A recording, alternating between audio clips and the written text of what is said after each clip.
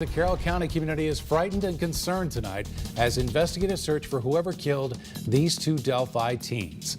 The bodies of 14-year-old Liberty German and 13-year-old Abigail Williams were found after the two disappeared while hiking. Tonight, CBS 4 is speaking exclusively with the owner of the property where the two girls were found dead.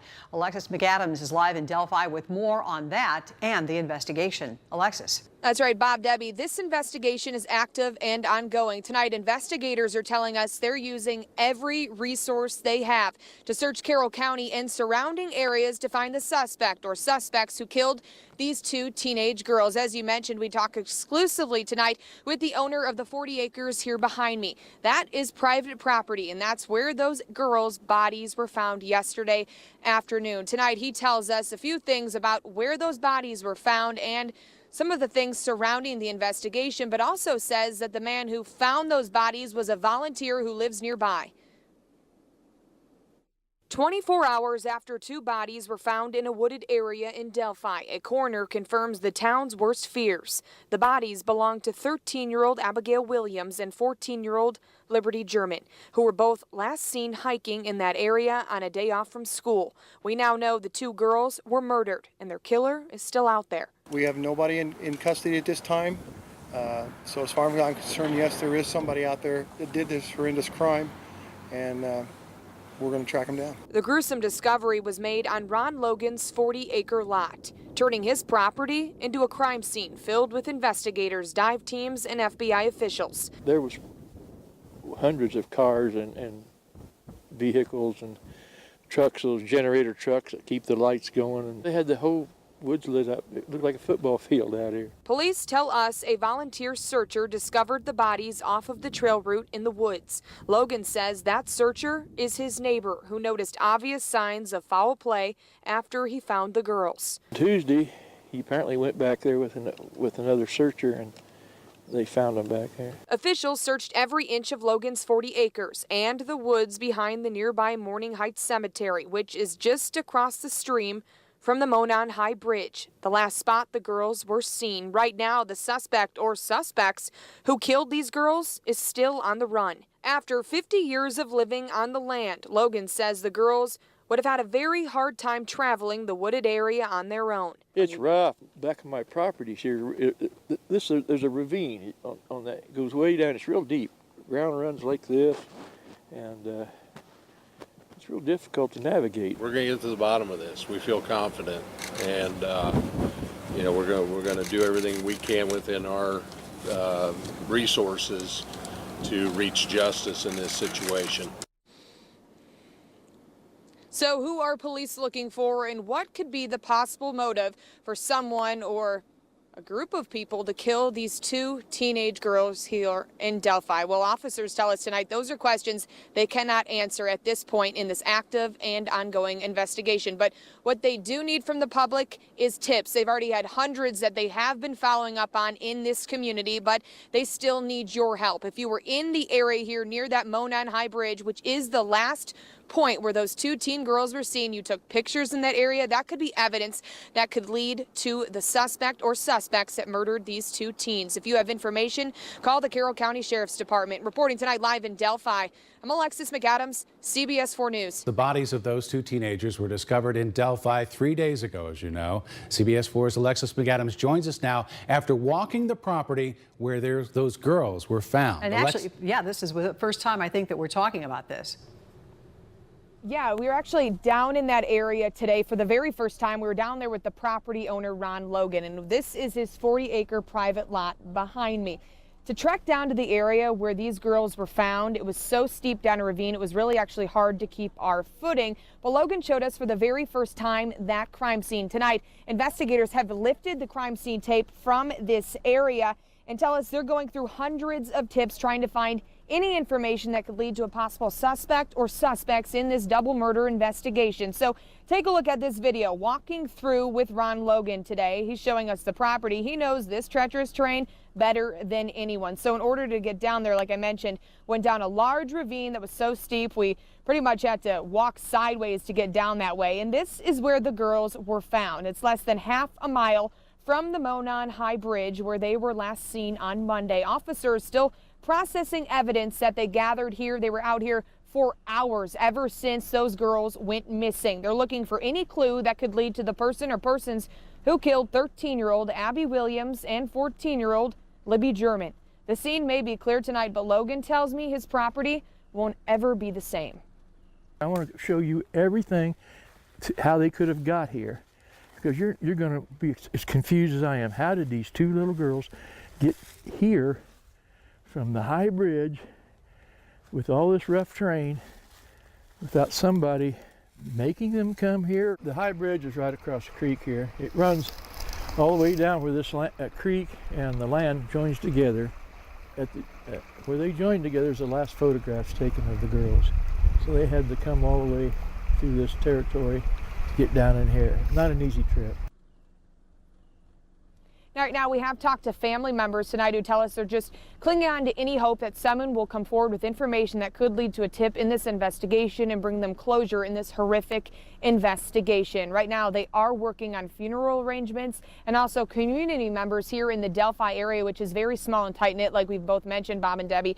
They are trying to work on some organized events that could bring money that could help these families rebuild and help out with those funeral expenses. Right now, this is an active and ongoing investigation. Officials asking for anyone with any bit of information, even a photo that was snapped near the Monon High Bridge around those times the girls went missing, to please come forward, because that tip could be a big get in this investigation. Right now, no suspects yet and no one in custody. We'll send it back to you in the studio.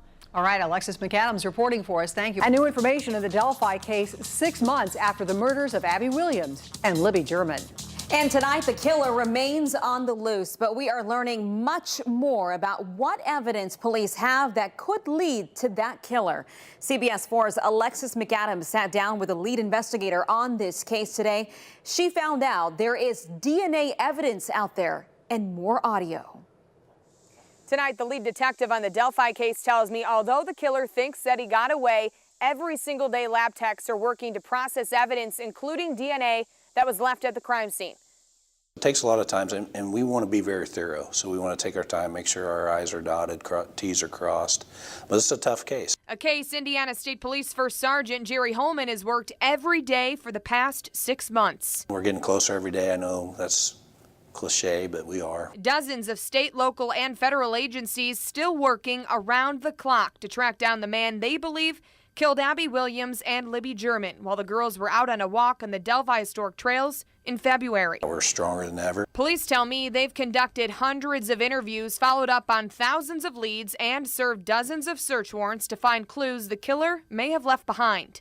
Was there DNA evidence found at the scene of the crime? I think at every crime scene you have, you're going to have DNA. We're still working on identifying whose all DNA we have there. Along with DNA evidence, police also have the suspect's voice.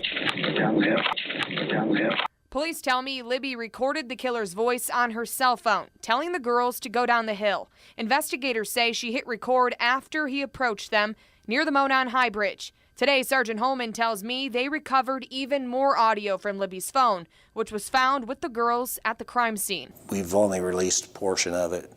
There's some others that we think could help us, but again, protecting the integrity of the investigation is the key here. So we can't release everything we have because there's only certain people that know the details. And if we release everything, then we get into possible false confessions. Sergeant Holman says several people have come forward and said they saw the killer walking on the trails the day Abby and Libby were killed. Those people helped develop this composite sketch that was released last month. Is there anything we did or didn't do that jeopardized this case? No. I still believe somebody knows. Somebody knows what happened. For whatever reason, they won't come forward. Every single day, dozens of detectives are still working the Delphi investigation and tell me they are not giving up, still following up on thousands of leads, but they need your help tonight. So if you recognize that man's picture or you recognize his voice, pick up the phone right now and call 844-459-5786. Reporting tonight in Delphi, I'm Alexis McAdams. Back to you. And state police detectives are in Colorado right now to speak with a person of interest in the Delphi deaths. They are talking to this man, Daniel Nations. Nations was arrested in Palmer Lake, Colorado, after police say he threatened people with a hatchet near a popular hiking trail. He has a long criminal history that's illustrated by all these mugshots, some of those crimes committed here in Indiana. Tonight, we're learning Nations was in central Indiana the week Abby and Libby were murdered. Good evening, everyone. Thanks for joining us. I'm Bob Donaldson. I'm Debbie Knox. CBS 4's Alexis McAdams is in Morgan County with more on where he was just one day after the girls vanished. That's right. Tonight, deputies here at the Morgan County Sheriff's Department tell us Nations was here one day after Abby and Libby were murdered. Police say 31-year-old Daniel Nations was living in Morgan County when Abby Williams and Libby German were murdered. The last address that he reported with us was that he was staying homeless in an area of State Road 67 under the bridges. Because Nations was homeless and a convicted sex offender, he had to check in weekly with an investigator at the Morgan County Sheriff's Department. He came in on February 7th, 2017, and then he came in on February 14th, 2017. And checked in. February 14th, the day the girls' bodies were found. According to these forms from the Morgan County Sheriff's Department, Nations never missed a weekly check-in from January 31st until April 4th of this year. He was always punctual as far as reporting. At this point, he said that he had a car or he didn't have a car. There was times where he did, and there's times where, he has having vehicle problems, I think. Though Nations checked in the day after the murders, less than 2 weeks later, he ended up in the Morgan County Jail for failure to show up to a scheduled court appearance. After that, Nations moved to Johnson County, where officials tell me he did not notify them of his whereabouts. Tonight, Indiana State Police tell us they're still checking into Nations' alibi, as they also look into hundreds of others in connection to the Delphi case. And a person of interest in the Delphi double homicide investigation. We're digging into his time spent in Indiana. And Bob, State Police say that Daniel Nations could be connected to the murders of Abby Williams and Libby German. Nations is a convicted sex offender who was recently arrested in Colorado. CBS 4's Alexis McAdams spoke to the family of one of the girls about this update. Until last week, Libby German's grandparents, Mike and Becky Patty, had never heard of Daniel Nations. What are you thinking right now, today, knowing that he's in a jail right now in Colorado and possibly could be connected? Well, I'm certainly hopeful that the information proves that this is the guy. Then they saw his picture. I don't want to get my hopes up too much. We've been through this several times, and when you go through that drop, when it's not them, is tremendous. So when you look at the suspect sketch and Daniel Nations' picture, do you think that there's similarities? Absolutely. Oh, I see the goatee and the lips. It's kind of what sticks out to me. The eyes. The eyes. I think the eyes are what convinced me that it could potentially be him. Right now, those similarities are not enough to connect the convicted sex offender to the Delphi case. He was living homeless in Indiana at the time of the murders of Abby and Libby. I don't want to downplay it, as just another person, but it is another tip and lead, and I've learned through this whole thing that I have to rely on facts and data. Nations' arrest is just one of hundreds of leads Indiana State Police are investigating. You're sitting here thinking, I still can't believe we don't have the killer behind bars. Absolutely. Yeah, I do feel that way. But until I receive that call from the investigators that we've arrested somebody responsible for the murders of the girls here in Delphi, we're staying vigilant on our campaign to spread out this word as far and as wide as possible. The Patties and Williams still waiting for that one last tip. If they do put somebody behind bars and you do have the chance to say something to that person, is there anything that you would want to say to Abby and Libby's killer? I've thought about that a lot. And you can plan, you can rehearse, you can think you'll know exactly what you're going to say to him if you was face to face with him. But until you're standing there, I don't think anybody would ever know what they'd say to him.